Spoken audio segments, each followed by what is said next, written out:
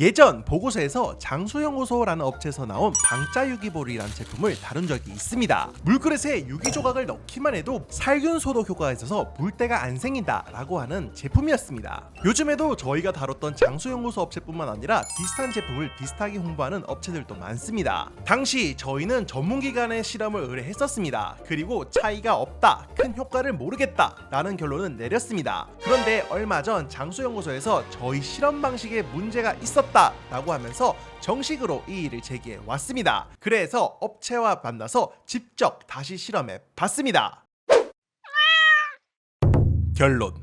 이런 건 바로 결론부터 말씀드리는 게 맞는 것 같습니다. 저희 초기 보고서에서는 효과가 없는 것 같다라는 입장이었습니다. 하지만 이번 재실험 결과 방자볼은 물그릇에 넣기만 해도 실제로 살균 효과가 있었습니다. 그것도 99.9%였습니다. 이 자리를 빌려서 장수연구소에게 사과를 드리도록 하겠습니다. 저희 실험 방식의 한계와 오류 때문에 효과가 없다라고 결론을 내렸었고 그게 업체에 분명히 피해가 됐을 거라고 생각이 듭니다. 다만 한 가지는 확실하게 짚고 넘어가야 합니다. 이번에 실험으로서 확인된 건 물속에 세균이 줄어든다라는 부분입니다. 물때가 생긴다 안 생긴다는 또 다른 이야기이긴 합니다. 그 부분에 대해서 뒤에 조금 더 자세하게 설명해 드리도록 하겠습니다. 이전 실험. 먼저 저희가 어떻게 실험했는지를 말씀드리겠습니다. 당시 장수연구소 상세 페이지에는 살균 효과를 보여주는 결과지가 있었습니다. 그런데 그 실험은 이런 방식이었습니다. 일반 플라스틱 표면과 유기그릇 표면 위에 각각 세균을 묻혀놓고 그 위에서 세균이 얼마나 줄어드는지를 본 실험이었습니다. 문제는 방자유기볼이 그렇게 사용되는 제품이 아니라는 점입니다. 이 제품은 유기조각을 물 안에 넣어서 사용하는 제품입니다. 그러면 보여줘야 될 건 표면에서 살균 소독 효과가 아니라 물속에서 세균이 얼마나 줄어드는지를 보여줘야 된다고 생각을 했습니다. 물론 유기에서 구리이온이 나오면서 살균 효과가 있다라는 것은 알려진 사실입니다. 하지만 그게 물속 세균까지 잡는다라는 근거로 보기에는 부족하다라고 판단을 했습니다. 그래서 저희는 직접 물에 담궈서 실험을 해봤었습니다. 동일한 조건의 물그릇을 2개 준비하고 한쪽에는 방자 유기볼을 넣고 다른 한쪽에는 넣지 않았습니다. 그리고 연구원들에게 평소처럼 마시게 했습니다. 실험 기간은 약 3일이었는데 연구원들이 마시기도 하고 자연증말도 하다 보니 물이 계속 줄어들었습니다. 그래서 매일 동일한 양의 수돗물을 양 그릇에 보충해가면서 실험을 지속하였고 3일 뒤 양쪽 물을 전문기관에 보내서 세균 검사를 의뢰했습니다. 검사 결과 양쪽 모두 그 수치가 비슷해서 방자유기볼의 살균 효과를 확인하기가 어렵다라고 결론을 지었었습니다. 이의 제기.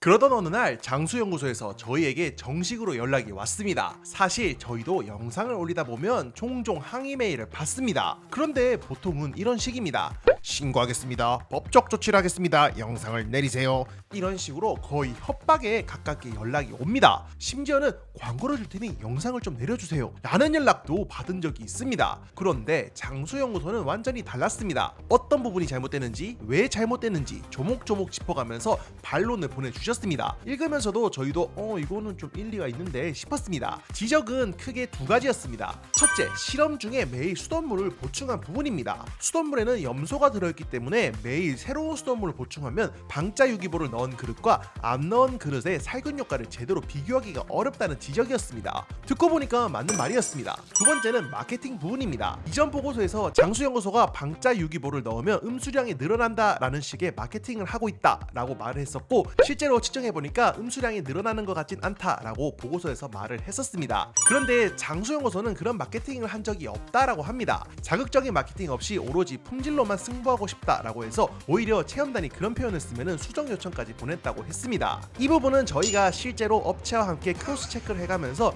그러한 형태의 마케팅을 한 적이 없다는 사실을 확인을 했습니다. 그때 당시 비슷한 제품들을 파는 업체에서 그런 식의 마케팅을 많이 하고 있었기 때문에 저희가 착각한 것 같았습니다. 이 부분은 다시 한 번 더 죄송하다는 말씀을 드리고 싶습니다. 그리고 첫 번째 지적도 듣고 보니 명확한 지적이었습니다. 그래서 다시 실험해보기로 했습니다. 재실험.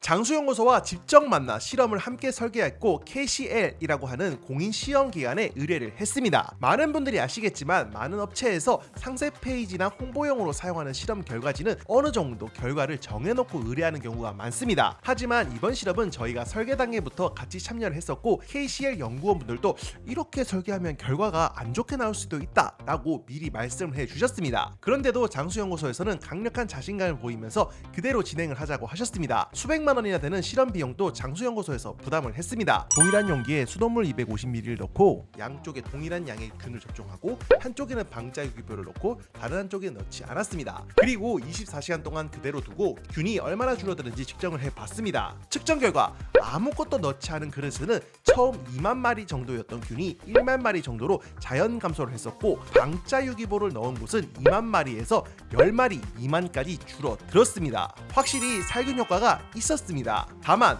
두 가지는 분명히 짚고 넘어가야 됩니다. 이번 실험은 24시간까지만 진행을 한 결과입니다. 장수연구소에서도 물이 24시간이 넘어가면 세균 번식 속도가 방자유기볼의 살균 속도보다 빨라지기 때문에 24시간 정도가 한계라고 했습니다. 그러니까 방자유기볼을 넣었다라고 해서 물을 며칠씩 두고 써도 된다라는 뜻은 아닙니다. 고양이가 마시는 물은 매일 갈아주는 것이 좋습니다. 둘째, 살균 효과가 있다라는 말과 물때가 안 생긴다라는 말은 완전히 다른 이야기입니다.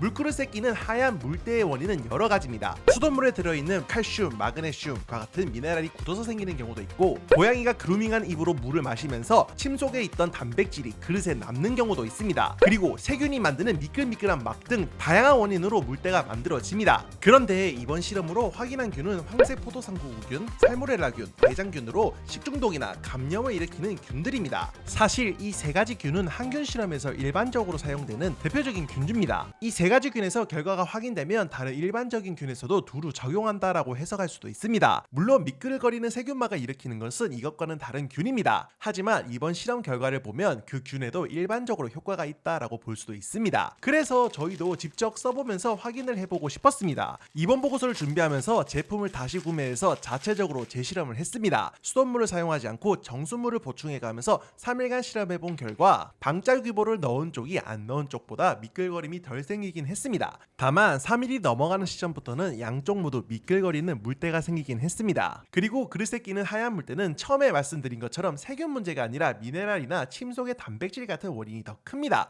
그러니까 살균과는 별개로 그릇을 꼭 닦아줄 필요가 있습니다. 정리해보면 이렇습니다. 방자유기볼은 물을 깨끗하게 유지하는데 보조적으로 쓰이면 아주 좋습니다. 다만 이것만 믿고 물을 안 갈아주시는 것은 안 됩니다.